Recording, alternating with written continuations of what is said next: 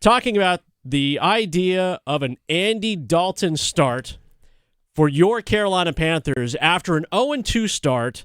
The Panthers struggling clearly, Brian, but it's not for the reasons you might think, that Bryce Young has been ineffective. He's been having decision-making issues. He's clearly not the guy that everybody thinks he is. It's because he didn't actually suit up today. Yeah, no practice today, an ankle injury. I read their injury report today, and I thought it was just a list of their best players. Bryce Young out with an ankle injury. Miles Sanders limited. Brian Burns limited. Justin Houston limited. And I said, whoa, that's not great. So I think it's time. 0-2, not great. Right. So I think it's time for us to readjust expectations for this Carolina Panthers team. Knowing what we know now, how things have been, how expectations were going into the season, right? Because the NFC South was supposed to be this trash division. Complete trash based on last year's results, because history is our guide. This is the way it's supposed to be. New Orleans was breaking in a new quarterback, even though he was a veteran quarterback. New Orleans was kind of like, I'm not sure what we have. Atlanta has Desmond Ridder, who throws as well as Justin Fields does. And you have Tampa, which is Tom Brady less and was shifting to Baker Mayfield. So this was the division for everyone to take. And for everyone, we all thought, and we all meant, let's be honest, we all meant the division was to take for the Carolina Panthers, because we had Frank Reich, the friendly coach, the friendliest coach there is. I'm trying to sing along to Casper the Friendly Ghost. Frank Reich, the friendly coach, the friendliest coach there is, who everybody loves, right? We all love Frank Reich. Yeah, sure. Sure, we all love Frank Reich. Everyone loves the backup quarterback. Right, and we love the fact that he assembled this all-star cast and that we made this great trade, splashy trade to go to number one, to go get the somewhat consensus number one pick. Bryce Young. This is what it is. It's Bryce Young. This is the team.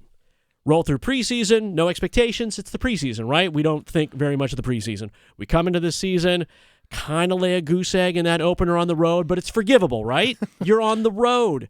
And then you have Monday night's game. And you're like, oh, so what should we be thinking now after 2 games? Well, I don't want to be included in we, because there was this sense that, I sat in this chair a lot over the summer, and there was this sense that terrible division, all-star coaching staff, Bryce Young, 9-8, we're getting in the playoffs. And I thought, whoa, time out. Best case scenario for this year, Bryce Young stays healthy and proves that he can be an above-average NFL starter. That should be the baseline. And now I think everyone else has adjusted down to that. I look at their skill position players, Miles Sanders, Adam Thielen. I see a bunch of average NFL players. I see a bunch of number 3 wide receivers. I see Bryce Young, and I like him. I think he can be an above-average NFL quarterback, but man, I see Anthony Richardson. I see these guys with the physical tools. I say that's kind of what you need to be a quarterback here in the NFL in 2023. I'm not sure. There was a story on ESPN that you can't run quarterback sneaks with Bryce Young. I watched Jalen Hurts get pushed all the way down the field and say, now you're telling me that the quarterback for the Carolina Panthers can't run a quarterback sneak because he's too slight? I mean, that's just not where we're headed. We're headed to Jalen Hurts and Josh Allen and Anthony Richardson, giant quarterbacks who are integral to your running game. And now you're telling me your quarterback can't even do a quarterback sneak. Like, I think their alarm bells are ringing on this team. Oh, man, I hate to say it's a loud alarm. Maybe it's just a flashy alarm, but on the Pat McAfee show earlier, Dan Orlovsky, who's been on with us before from ESPN, talked about this average portion of Carolina Panthers you've been talking about. He spoke specifically about Adam Thielen, who is not used to being the top guy in the room. Yeah, he's not as fast, and part of it too. When Adam was at the peak, it was with Steph or was with Justin, and so that's kind of like where he thrives in that role. And now he's the number one. So, Mingo, their young receivers, got to take a step forward and kind of continue his development. I don't know what's going on with DJ Chark. Maybe he's not as healthy as you would hope, because I think he does bring a vertical element. And so it's that's another part of this conversation, Pat, is I just don't think if you're an NFL offense that if you think you're going to catch the ball out of the gun and dink and dunk for 4-yard completions right now, it's just not realistic, because all these defenses have so many simulated pressures.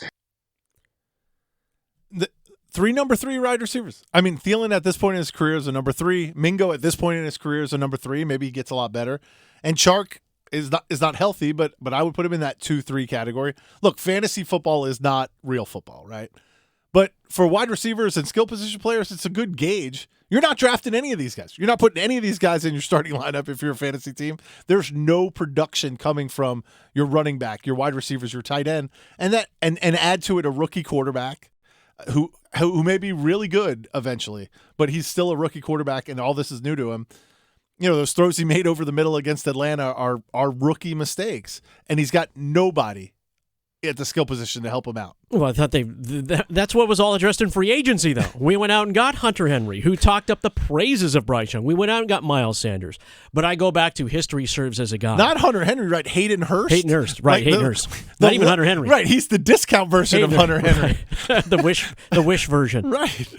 As history serves as the guide, I remember when Emmitt Smith was signed from the Dallas Cowboys to the Arizona Cardinals, where in year one of the Arizona Cardinals, he had a Pro Bowl season. He ran for more than 1,000 yards, but along with those 1,000 yards, he had roughly 300 carries. This is what Miles Sanders is turning into. Miles Sanders may get 1,000 yards this year, but because he's going to have about 300 workhorse carries, he's going to average maybe 3 yards a carry, which means on third downs, Miles Sanders is not an option.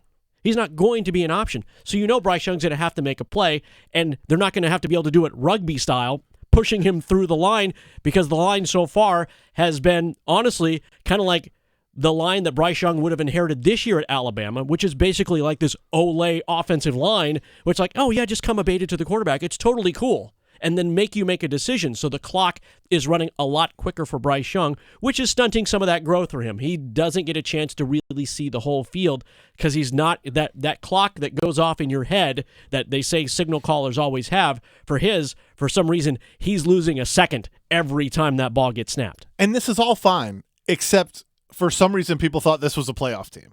Right? This is what happens when you draft number 1. You have a rookie quarterback. You don't have a ton of skill position players yet in year 1.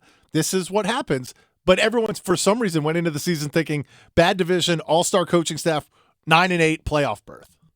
J.C. Horn is now hurt. Right. Shaq is out for the season, most likely. And this is where it's really going to get painful.